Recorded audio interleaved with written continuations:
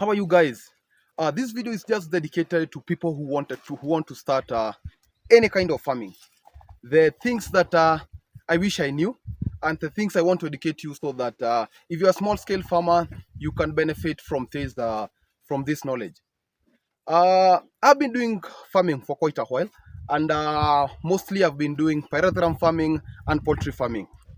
And one of the things that affect both types of farming or most types of farming, they are just the same.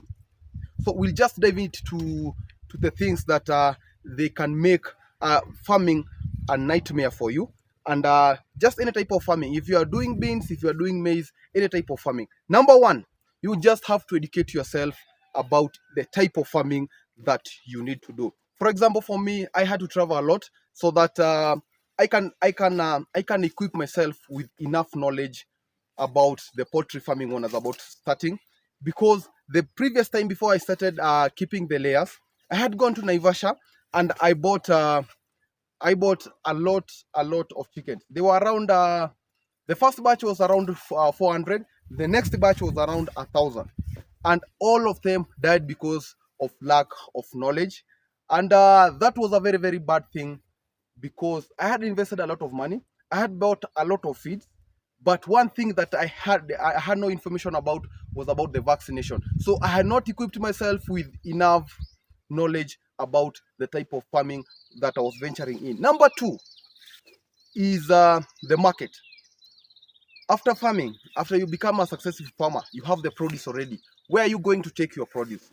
That's one thing that people underestimate. They assume because you are getting into farming, the market will become automatic. There's nothing like automatic market in farming.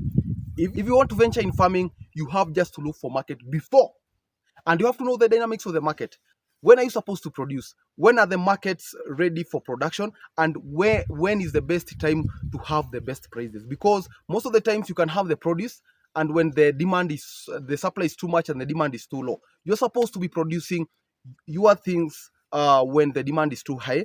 And if, for example, if you are doing crop farming, you're supposed to not to rely mostly on rain-fed agriculture. That is one of the those are the two of the most those are the two of the major things that make most poultry farmers fail. Another thing is about the what can I call them, the farming influencers, those guys who are giving you wrong information in the internet.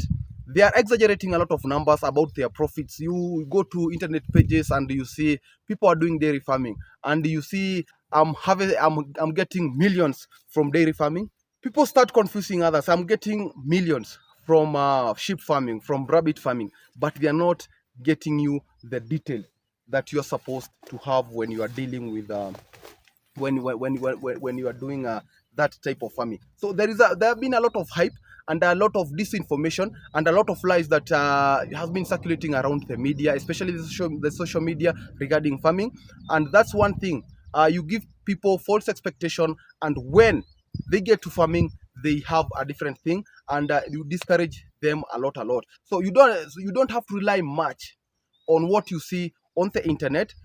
One of the most things that you have to do is to do the research. You just go to a particular farmer, a physical location. If there is farming, if they're telling you this cow is producing 30 liters, just go for day one.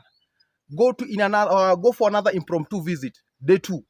Go for another time, like another day, without announcing that you are coming, and find out if it's true, the amount of produce that they are getting before you get yourself. Another thing that you need to do as a farmer is to start small. That's one of the things that I've learned the hard way. You have to start small, because most people, when they start farming, they want to start because they see somebody is doing 50 cows. You don't want to start with a single cow. Like I've planted all of this maize. It's around 2 acres, and I just want to start with just a single cow, because from the experience that I've learned from other types of farming, I've learned that you start small, you gain knowledge about that type of farming. Doing research is one of the most important things. Another thing that most people don't consult with themselves with is the aspect of hard working. When you're doing farming, you have to be a hard worker. You don't have to be lazy. And farming is not for the faint-hearted. You have to sacrifice your comfort about the time you are waking up, the time that you are going to sleep. That's one thing that people they don't think much about it. But if you have to be a farmer and you're going to be lazy, you have to rely to for the services from other people, and you're not doing much supervision. That's one thing that will get you down in any kind of any type of farming. So you have to be hardworking. Apart from hardworking, you have to be very smart, because there is one advantage of economies of scale.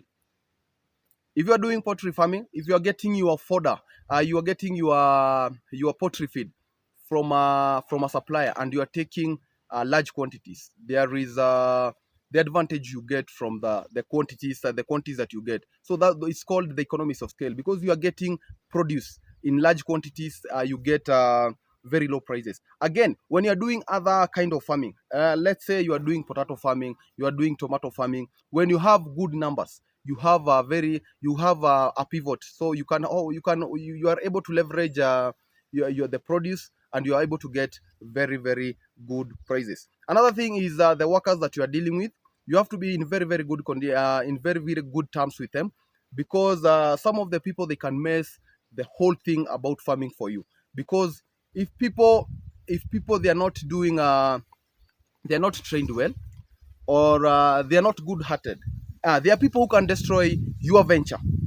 So you have to be very careful. You have to be there. You have to be very hardworking, and you have to be smart. So those are the most common things that you need to do as a farmer, and you have to learn them the hard way. And you don't have if you don't follow them, you learn them the hard way.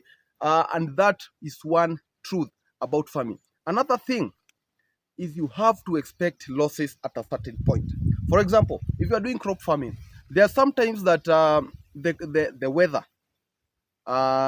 doesn't go as expected. Sometimes you experience drought, and immediately after planting, you experience losses. So it's very good to be hard-hearted, so that if your heart is hard, it can caution you from these losses. So guys, if you have made to up to this far, thank you very much, and I'll see you in the next educational video. And don't forget to like and subscribe this video, so that it can be pushed to other farmers.